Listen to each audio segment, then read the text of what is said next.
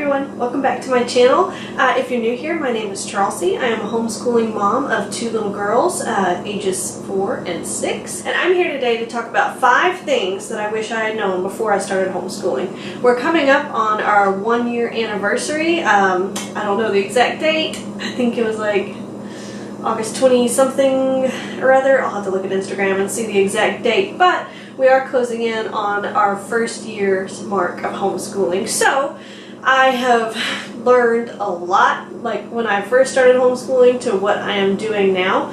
It's changed a lot, and I know I'm going to look back next year and it's probably going to be extremely different again.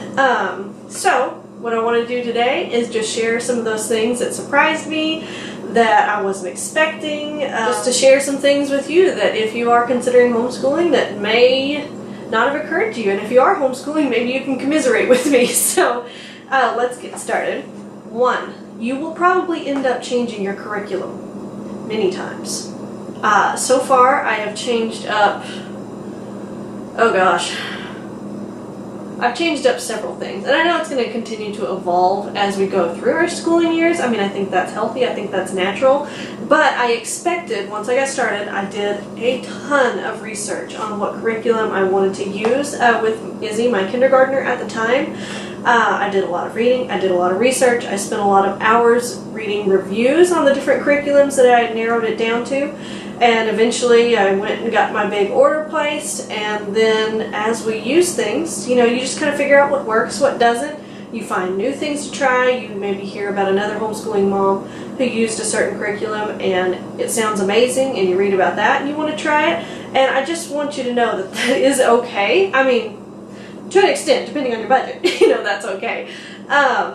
It's not that you chose the wrong curriculum. It's not that you didn't do enough research. It's just kind of part of the natural growing process almost in itself. You just sort of figure out your equilibrium, what works best for your family, what works best for your child. Because maybe you're enamored with the Montessori approach of learning for children, and maybe that doesn't work with your kid. So eventually you kind of get settled down again, and then, you know, as you need to change, it's okay to change in the middle of the year. Sometimes you're like, this is really lacking in this area. I need to supplement with something, or I just need to completely scrap this and start over. Number 2, you will wonder if you're doing enough. Now, I still struggle with this sometimes. Sometimes I feel like surely she's not learning enough, but only because when you look at a traditional public school schedule, you know, I think they get there like at 8 o'clock and then they leave at 3. So that's a good 7 hours. I mean, I know probably 30 minutes or an hour is lunch, but, and let's see, on a lengthy day, our homeschooling takes 2 to 3 hours, and on a quicker day, like if we're just doing the bare minimum, like I try to keep it a little lighter during the summer because we do year-round homeschooling, so I try to keep it to just our very core basics at that time. They can take like an hour. So that really depends on the amount of filler work that you put in, on the amount of activities that you build into your days, but just, if I'm talking about just concrete, your workbooks, your curriculum, you're working through your lessons, it can be from 1 to 3 hours for us at least. So that was something that was extremely scary for me at first, until I realized, of course homeschooling is not going to look like public schooling. It's just not. And there are things that you can get done a little bit quicker that you necessarily could not in a public school setting, because there are a lot more kids and everybody is going to need some help at some point. And there are certain schedules that they have to stick to. With homeschooling, you can be a little bit more flexible, and since you're working one-on-one with your child, that can end up going a little bit quicker than maybe you would traditionally have thought. So it's okay if you get done with your school before lunch. Now, as far as like how much filler work you do, I think that's very, very personal to every homeschooler. I know a lot of people like to really fill their day with some, I don't want to call it busy work, but with, you know, activities and crafts and different things like that. So it's just dependent on kind of what you like to do, what you have time to do, what you make time to do. But just know that you are doing enough. You're teaching them to read, you're teaching them to write, you're teaching them how to spell, you're teaching them how to do math.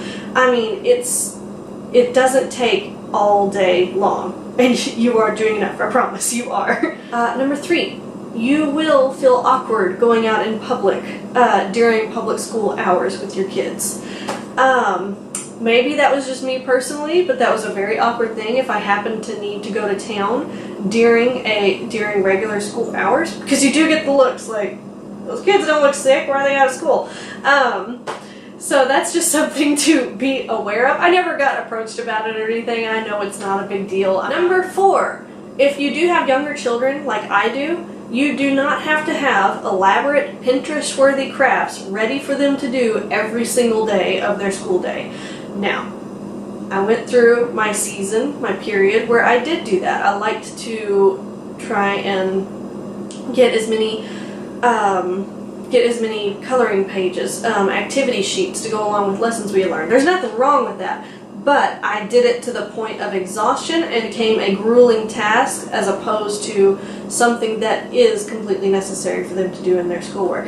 Now, I like to do crafts with them. I like to have things available for them that they can creatively take and make their own things out of it. So it's kind of like they have their creative craft things that they know where I keep all of those things, and then they can go and create things themselves. So it takes a little bit of the planning off of me. Now, you know, every now and then we do have big crafts like that, and you know, I'll get on Pinterest and I'll find some crazy cool looking craft for us to do, but you don't have to have something like that that is extremely involved every day where you have to print out a bunch of stuff, laminate a bunch of stuff, get a whole huge paint station set up. That's definitely fun to do, and we do like to do that. But you don't have to do it all the time, okay? You're not a bad mom, I promise. Number 5, seeing that light behind their eyes whenever they learn something new and every time they reach a new milestone in their learning is indescribable. It is this wonderful, beautiful thing to witness, and it's one of my favorite things that I get to see as we homeschool. I really didn't realize that when I went into homeschooling, because all I could think about is, I have to teach a kid how to read? Are you kidding me? What does that even look like?